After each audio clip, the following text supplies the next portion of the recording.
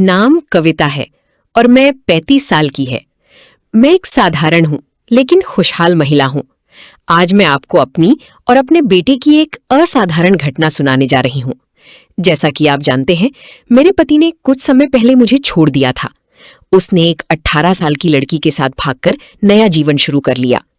ये सुनकर आप हैरान होंगे कि एक 40 साल का आदमी आखिर क्यों एक जवान लड़की के लिए अपनी पत्नी को छोड़ देता है। खैर, ऐसा लगता है कि आजकल का जमाना ही ऐसा है। जहां मन भटकता है, लोग वहां अपना ध्यान लगा लेते हैं। अब कहानी की ओर आते हैं।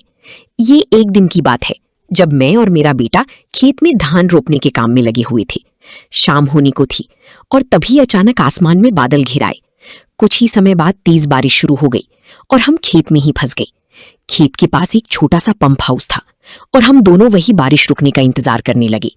धीरे धीरे अंधेरा छा रहा था और आसपास के सभी लोग पहले ही अपने घर जा चुके थे।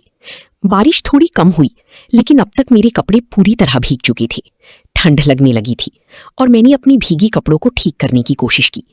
इसी दौरान मेरा बेटा थोड़ा विचलित हो गया और अजीब बर्ताव करने लगा।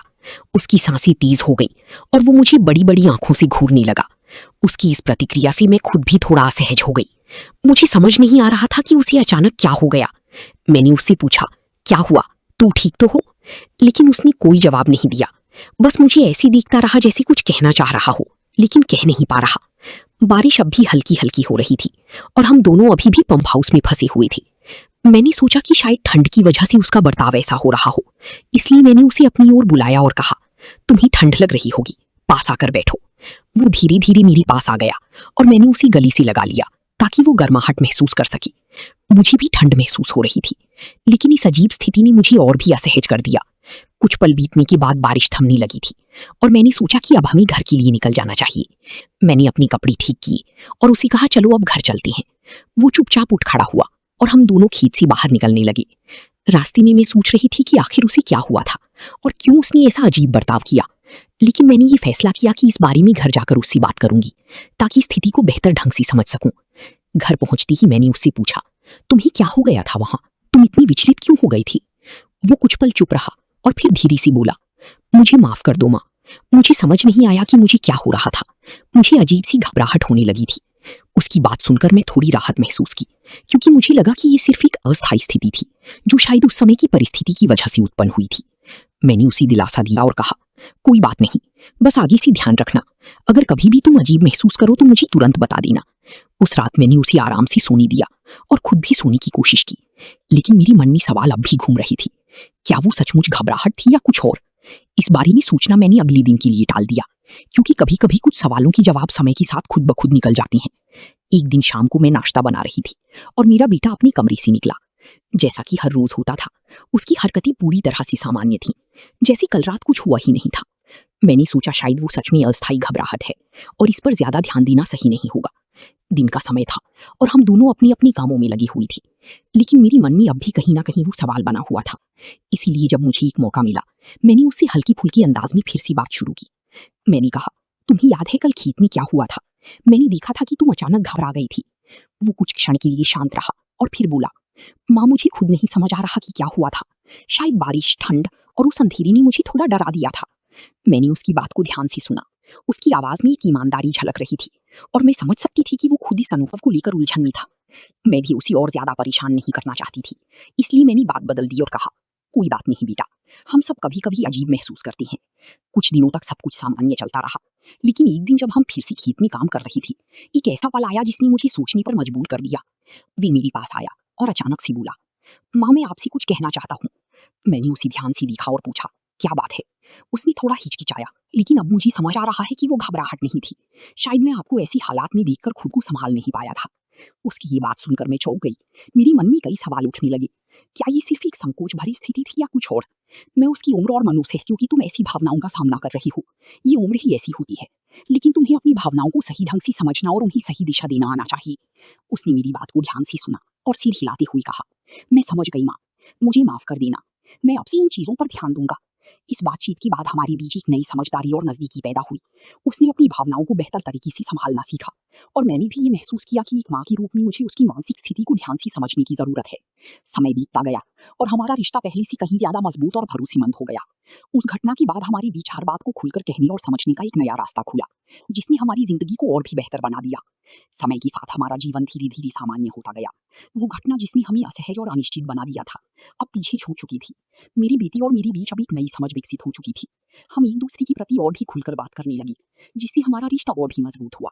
कई बार ज़िंदगी में ऐसी घटनाएँ आती हैं, जो हमें कुछ नया सिखाती हैं और उस घटना ने मुझे ये सिखाया कि हर रिश्ते में संवाद सबसे महत्वपूर्ण होता है। मेरा बेटा अब बड़ा हो रहा था और उसके जीवन में बदलाव आ रहे थे। ये वो समय था जब उसे सही दिशा दिखाने और उसका साथ देने की ज़रूरत थी। एक दिन हम दोनों शाम को बैठकर चाय पी रहे थे। उसने अचानक कहा, माँ मैं आपसे कुछ और बात करना चाहता हूँ। मैंने उसकी ओर देखा और मुस्कुराते हुए कहा, बिल्कुल कहो, क्या कहना है? वो थोड़ा गंभीर हो गया और बोला, आपने उस दिन मुझे जिस समझदारी से समझाया, मैं उसके लिए आपका बहुत आभारी हूँ। मैं समझता हूँ कि कभी-कभी मेरे अंदर की भावनाएं मुझे उलझा देती हैं, लेकिन आप हमेशा सही राह दिखाती हैं। मुझे उसकी ये बात सुनकर बहुत खुशी हुई। मैंने महसूस किया कि वो अब समझदार हो रहा है और अपने विचारों को सही दिशा में डालने की कोशिश कर रहा है। मैंने उसे प्यार से कहा, तुम्हें हमेशा ये याद रखना चाहिए कि कोई भी भावना गलत नहीं होती, बस उसे सही ढंग से समझना और जरूरी है। उसने सहमति में सिर हिलाया और बोला, माँ अब मैं और भी कोशिश करूंगा कि मैं अपनी भावनाओं को समझूं और उन्हें सही तरीके से प्रकट करूं। इस बातचीत के बाद मुझे महसूस हुआ कि मेरी बेटी ने वाकई में खुद को बेहतर ढंग से समझना शुरू कर दिया है। हम दोनों ने एक साथ बैठकर कई और विषयों पर बात की, जिसमें उसके भविष्य के सपने, उसकी पढ़ाई और उसका जीवन शामिल था। समय बीतता गया और हमने उस दिन की घटना को पीछे छोड़ते हुए जीवन में आगे बढ़ना सीख लिया। मेरी बेटी के अंदर एक नई परिपक्वता आ गई थी और हमारे बीच का रिश्ता पहले से कहीं ज्यादा गहरा और विश्वसनीय हो गया। मुझे गर्व था कि मैंने एक ऐसा वातावरण तैयार किया जहां वो अपनी भावनाओं को खुलकर व्यक्त कर सके और ये हमारे परिवार की मजबूती की निशानी बन गया।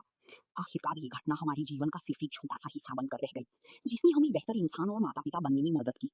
समय का पहिया अपनी गति से चलता रहा और मेरी बेटी में हर दिन एक नई परिपक्वता आती गई। उसके व्यवहार में एक ठहराव और समझदारी दिखने लगी थी, जो मुझे गर्व और संतोष देती थी।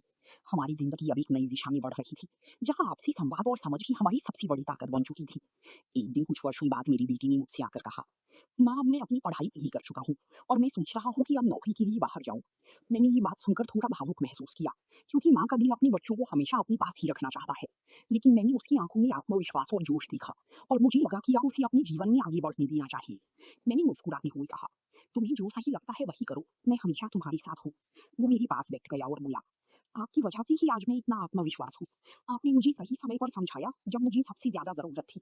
मैं नहीं जानता था कि जिंदगी के उन मोड़ों पर मैं कैसे खुद को संभालता अगर आप मेरी साथ ना होती। उसकी ये बात सुनकर मेरी आंखों में आंसू आ गए, लेकिन ये आंसू खुशी और गर्व की थी। मैंने उसकी पीठ थपथपाई और कहा, मैं हमेशा तुम्हारे साथ रहूंगी, चाहे तुम कहीं भी जाओ। तुम्हारी खुशियां मेरी खुशियां हैं और तुम्हारी सफलता ही मेरे जीवन का सबसे बड़ा तोहफा है। कुछ ही समय बाद वो नौकरी के सिलसिले में दूसरे शहर चला गया। उसके जाने के बाद घर में खालीपन जरूर था, लेकिन मुझे ये खुशी थी कि वो अपनी जिंदगी में आगे बढ़ रहा है और अपने सपनों को पूरा करने की राह पर चल रहा है। वो अक्सर मुझसे फोन पर बातें करता और हम अपनी जिंदगी की छोटी बड़ी बातें शेयर करते। वो अपने नए अनुभवों और काम के बारे में बताता और मैं उसे हमेशा सही मार्गदर्शन देने की कोशिश करती। हमारा रिश्ता भले ही दूरी के कारण थोड़ा बदल गया था, लेकिन हमारी भावनाएं और आपसी समझ कभी कम नहीं हुई। कुछ साल बीत गए और एक दिन मेरी बेटी ने मुझे एक बड़ी खबर सुनाई। उसने मुझसे कहा, माँ मैं एक लड़की से मिला हूँ और मुझे लगता है कि मैंने अपनी जिंदगी का हमसफर चुन लिया है। मैं उसे आपसे मिलवाना चाहता हूँ। उसकी ये बात सुनकर मेरी खुशी का ठिकाना नहीं रहा।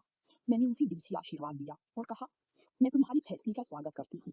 मैं उसे देखने और जानने के लिए बहुत उत्साहित हूँ। कुछ ही दिनों बाद वो अपनी होने वाली पत्नी के साथ घर आया। जब मैंने उससे मुलाकात की तो मुझे एहसास हुआ कि मेरी बेटी ने वाकई एक सही इंसान का चुनाव किया है। वो लड़की बेहद समझदार और स्नेही थी और मेरी बेटी की एक उपयुक्त साथी थी। हमने जल्द ही उनकी शादी की तैयारियां शुरू कर दी। शादी का दिन हमारे जीवन का सबसे खास दिन बन गया। मैंने अपनी बेटी को दुल्हे के रूप में देखकर गर्व और खुशी महसूस की। वे पूरी तरह से बड़ा और जिम्मेदार हो चुका था और अपनी नई जीवन की शुरुआत कर रहा था। शादी के बाद मेरी बेटी और बहू ने अपनी नई जीवन की शुरुआत की, लेकिन उन्होंने मुझे कभी अकेला महसूस नहीं होने दिया। हम सभी मिलकर खुशहाल जीवन बिताने लगे और हमारी रिश्ते की वो बुनियाद जो हमने वर्षों पहले बनाई थी वो अभी मजबूत हो गई। अब जब मैं पीछे मुड़कर देखती हूँ तो मुझे एहसास होता है कि जीवन में कितनी भी कठिनाइयां क्यों ना आए, अगर प्यार, समझ और संवाद हो तो हर मुश्किल का हल मिल सकता है। मेरी बेटी के साथ मेरी रिश्ते की ये कहानी न सिर्फ हमारी यात्रा थी, बल्कि ये भी दिखाती है कि सही समय पर सही तरीके से संवाद हर रिश्ते को मजबूत और खूबसूरत बना सकता है। और इसी तरह हमारा परिवार खुशियों और संतोष के साथ आगे बढ़ता रहा। हाँ हाँ।